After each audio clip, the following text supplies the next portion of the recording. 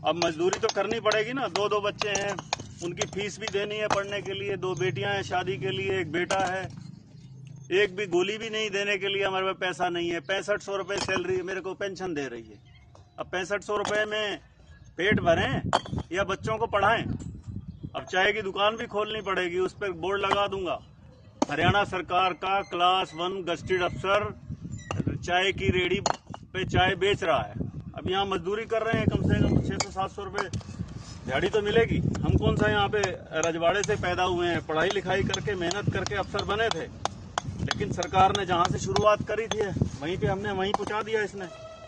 और ये बीजेपी की सरकार जो है ये सिर्फ पूंजीपतियों के खाते भरने के लिए है। खट्टर साहब बोलते हैं मैंने बड़ी लावणी करी है, बड़ी ये करी है, जरा कदे पेंशन छोड़ेगा क्या? हरियाणा राज्य की उसको इतनी चिंता है, हरियाणा राज्य की उसको चिंता है कि 2030 तक दिवालिया हो जाएगा। और अभी बोल रहे हैं पिछले 3 महीने में हरियाणा ने 7500 करोड़ रुपया जीएसटी का इकट्ठा किया है। एक तरफ से तो दिखाते हैं कि हमारे पास बहुत सारा पैसा है और दूसरी तरफ दिखाते हैं कि हम दिवालिया होने जा रहे हैं। ये दो स्टेटमेंट क्या है?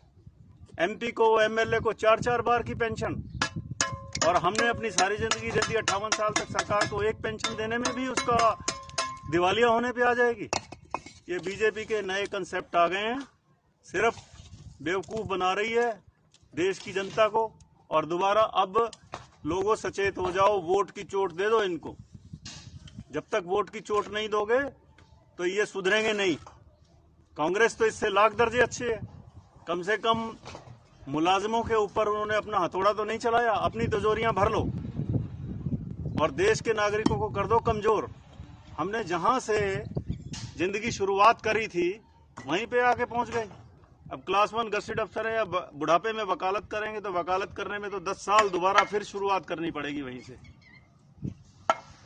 6500 रुपये में अगर मैं बीमार हो गया तो इन्होंने आयुष्मान में भी नहीं आएंगे हम, तो पीले कार्ड भी नहीं बनेंगे हमारे, तो हम कहाँ जाएं? तो